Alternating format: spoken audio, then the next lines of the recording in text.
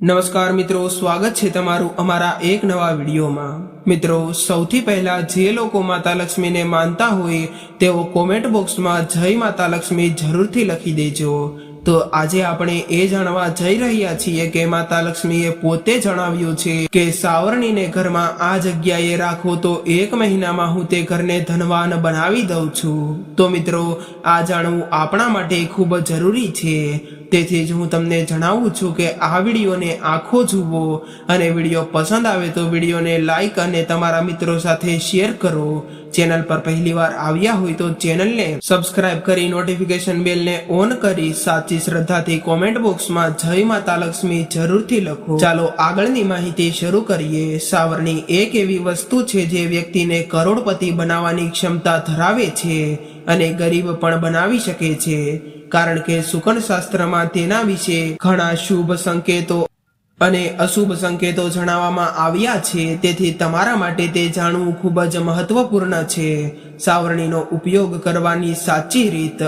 સાવરણીને કોઈ દિવસ ઊભી ન રાખવી જોઈએ, તેનાથી ઘરમાં પરેશાનીઓ આવે છે। આપણા સારા દિવસોનો ક્યારેય અંત ન આવે તેનું આપણે ધ્યાન પણ રાખવું જોઈએ। આપણે ભૂલથી પણ ક્યારેય સાવરણીને પગ ન લગાડવો અને લાત પણ ન મારવી। જો આવું થાય તો દેવી લક્ષ્મી ક્રોધિત થઈને આપણું ઘર છોડીને ચાલ્યા જાય છે। મિત્રો, આજના વિડીયોમાં અમે તમને શાસ્ત્રો અનુસાર સાવરણીને કઈ દિશામાં રાખવી જોઈએ તે જણાવીશું અને કેવી રીતે રાખવી જોઈએ અને કેવી રીતે સાવરણી તમને ધનવાન બનાવી શકે છે। આ તમામ બાબતો વિશે જાણીશું। ખૂબ જ સરળ માહિતી આપીશું। જો શાસ્ત્રો અનુસાર જોવામાં આવે તો સાવરણી એ દેવી લક્ષ્મીનું સ્વરૂપ છે। જો તમે સાવરણીનો ખોટી રીતે ઉપયોગ કરો છો તો અત્યંત જીવનમાં ગરીબી આવી શકે છે।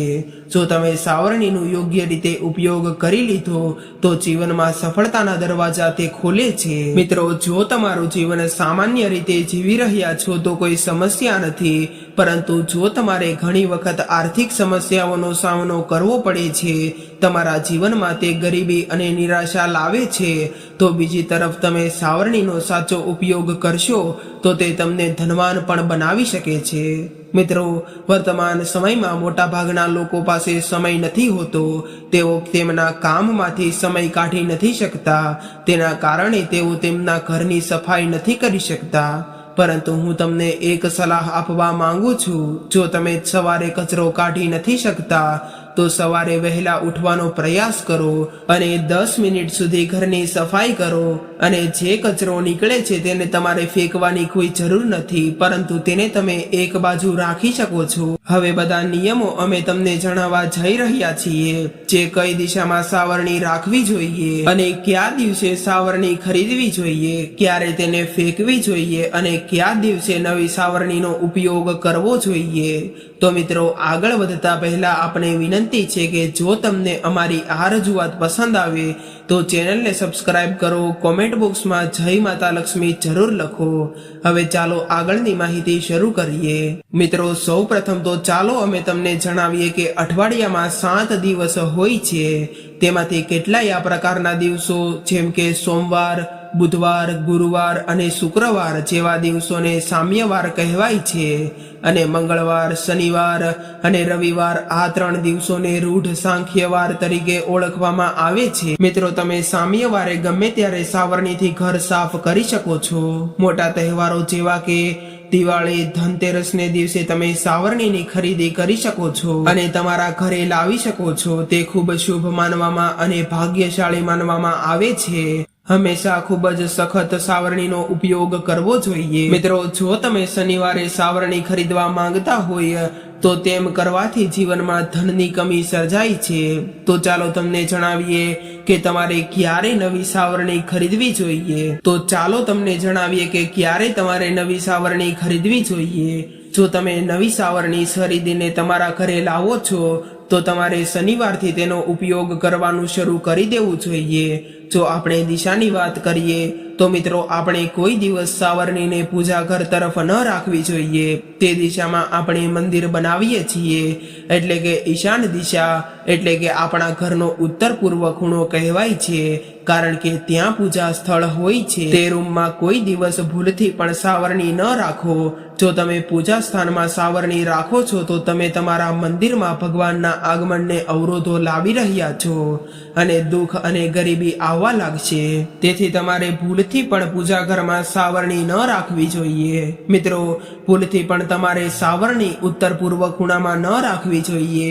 તમારા ઘરનો પશ્ચિમ ખૂણો કે તમારા ઘરનો દક્ષિણ પશ્ચિમ ખૂણો, જો તમે તે દિશામાં સાવરણી રાખો છો તો તેનાથી દેવી લક્ષ્મી ઘરમાં આર્થિક મદદ કરશે અને તમારા ઘર પરિવારમાં વાસ કરે છે અને તમારા જીવનમાં ક્યારેય પૈસાની કમી નથી આવતી. ઘરનો દક્ષિણ પશ્ચિમ ખૂણો ઘરના માલિકની દિશા હોય છે. આ દિશામાં સાવરણી રાખશો તો તે ઘરની સમૃદ્ધિમાં મદદ કરશે. ઘરમાં સંપત્તિ દિવસ રાત બમણી થતી જાય છે. મિત્રો, આપણે ઘરમાં કયા સમયે કચરો કાઢવો જોઈએ તો તેની વાત કરીએ તો શાસ્ત્રોમાં કચરાને કાઢવા અને વાળવા માટેના 4 પ્રહર જણાવવામાં આવ્યા છે. જો તમે રાત્રિના 4 પ્રહરમાં ઝાડુ લગાવો છો તો પછી તમારા ઘરમાં ગરીબી આવવા લાગે છે. પરંતુ વર્તમાન સમયમાં વધારે પડતા લોકો પાસે સમય નથી હોતો, જેના કારણે તેઓ યોગ્ય સમયે ઝાડુ નથી લગાવી શકતા. પરંતુ મિત્રો, અમે તમને જણાવી દઈએ કે તમારે હંમેશા પહેલા 4 પ્રહરમાં કચરું વાળવું જોઈએ. મિત્રો, તમારા ઘરના મંદિર અને ઘરને હંમેશા સાફ રાખવું જોઈએ. આનાથી તમારા ઘરમાં માતા લક્ષ્મીનું આગમન ખૂબ ઝડપથી થાય છે. મિત્રો, માતા લક્ષ્મીને સ્વચ્છતા પસંદ છે, એટલે દેવી લક્ષ્મીના આગમન માટે તમે તમારા ઘરમાં સ્વચ્છ જગ્યા પસંદ કરવી જોઈએ અને હંમેશા તમારે તે જગ્યાની સફાઈ કરતી રહેવી જોઈએ. તમને જણાવી દઈએ કે રાત્રે કોઈ દિવસ ઝાડુ ન લગાવવું જોઈએ. આનાથી ઘરમાં ગરીબાઈ આવે. ઝાડુ કરતી વખતે જો તમે તેને પગથી સ્પર્શ કરો છો તો તે ખરાબ નિશાની માનવામાં આવે છે. તેથી ઝાડુ લગાવતી વખતે પગ કોઈ દિવસ ન લગાડવો. મિત્રો, સાંજે સૂર્યાસ્ત થયા પહેલા સાવરણીથી વાળેલું કચરું કોઈ દિવસ ઘરની બહાર ન કાઢવું. શાસ્ત્રો પ્રમાણે આ માટીને માતૃકા માટી તરીકે ઓળખવામાં આવે છે. જો તમે આ માટીને ફેંકી દો છો તો દેવી લક્ષ્મી તમારા ઘરમાંથી નીકળી જાય છે. મિત્રો, તમારે હંમેશા તમારા ઘરની ગુપ્ત જગ્યાએ તમારા ઝાડુને રાખવું જોઈએ. આવી જગ્યાએ સાવરણી રાખવી એક ઉત્તમ માનવામાં આવે છે. તમારે તમારા ઘરના મંદિરમાં અથવા પલંગની નીચે ક્યારેય સાવરણી ન રાખવી જોઈએ. આનાથી ખૂબ ઝડપથી અનાજની અછત સર્જાય છે અને તમારે સ્વાસ્થ્ય સંબંધિત સમસ્યાઓનો પણ સામનો કરવો પડે છે. મિત્રો, તમારા ઘરમાં જો અચાનક કોઈ બાળક સાવરણીથી કચરો કાઢવા લાગે છે તો તમારે સમજી લેવું કે તમારા ઘરમાં કોઈ મહેમાનનું આગમન થવાનું છે. આ સાવરણી સાથે સંબંધિત શુકન માનવામાં આવે છે. જો તમે સૂર્યાસ્ત પહેલા નિયમિતપણે ઘરને સાફ કરો છો તો તમારા ઘરમાં દેવી લક્ષ્મીનો વાસ થાય છે. જૂની માન્યતા આ પ્રમાણે છે. તમે ઝાડુ લગાવો છો. ગુરુવારે તમારા ઘરમાં ઝાડુ લગાવવાથી દેવી લક્ષ્મીને ક્રોધિત કરે છે. તેથી તમારે ગુરુવારે તમારા ઘરમાં ઝાડુ ન લગાવવું. શનિવાર અને રવિવાર તમારે તમારા ઘરમાં ઝાડુ લગાવવા માટે શ્રેષ્ઠ વાર માનવામાં આવે છે. જો તમે આ દિવસે તમારા ઘરને સાફ કરો છો તો ત્યારે તમારે પોતાના પાણીમાં 1 ચપટી મીઠું નાખવું પડશે. તમે પછી જોઈ શકો છો કે તમારા ઘરની બધી નકારાત્મક ઉર્જાઓ ખતમ થઈ જશે અને તમારા ઘરમાં સકારાત્મક ઉર્જાનો સંચાર થવા લાગ્યો છે.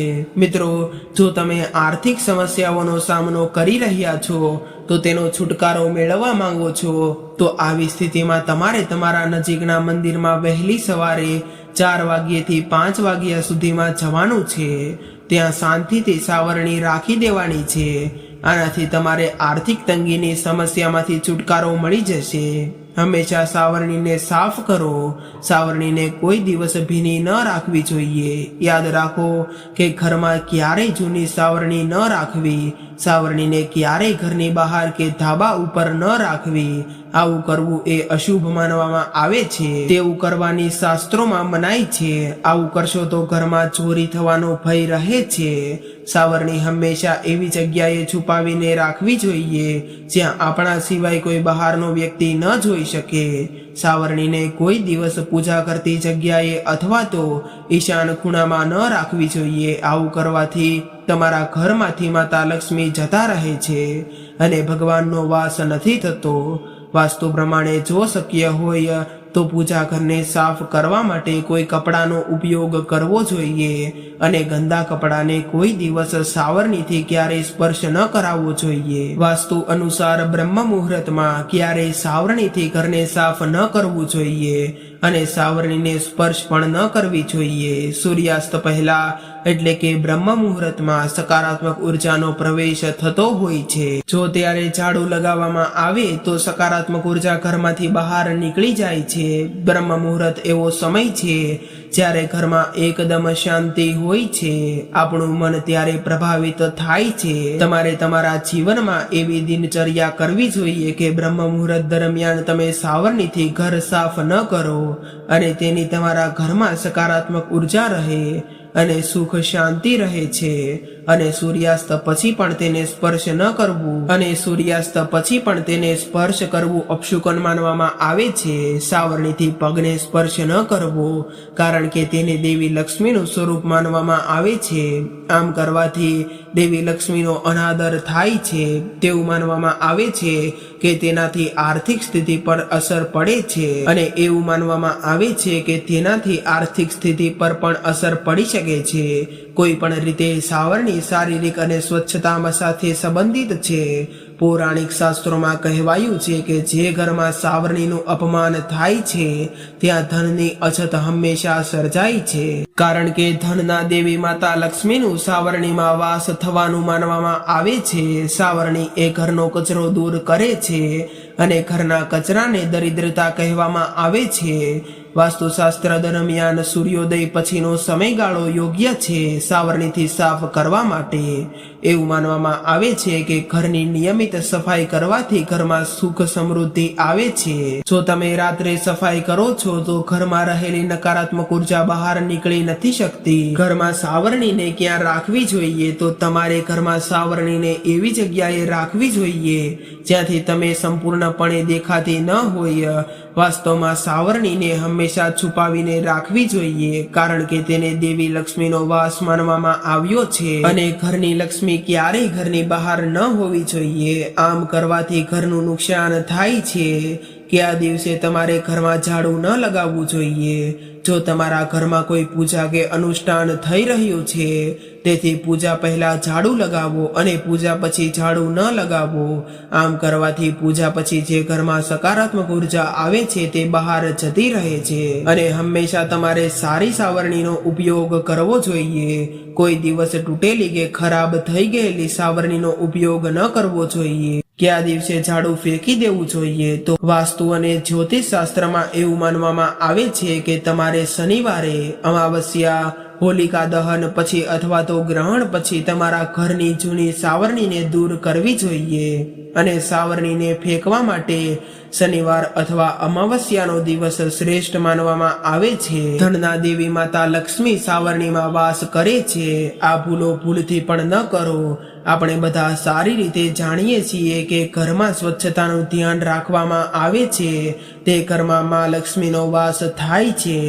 એવું માનવામાં આવે છે કે જે ધનના દેવી માં લક્ષ્મીનો સાવરણીમાં વાસ હોય છે. આપણે બધા જાણીએ છીએ કે ઘરમાં સાવરણીનો ઉપયોગ કેવી રીતે કરવો, પરંતુ અજાણતા આપણે કેટલીક એવી ભૂલો કરીએ છીએ જેના વિશે આપણને જાણ નથી હોતી અથવા ક્યારેય આપણને ખબર નથી હોતી. વિદ્વાનોના મતે સાવરણી પર પગ મૂકવાથી માં લક્ષ્મીનો અનાદર થાય છે. સાવરણી ઘરનો કચરો બહાર કાઢે છે અને કચરાને નકારાત્મકતાનું પ્રતીક માનવામાં આવે છે.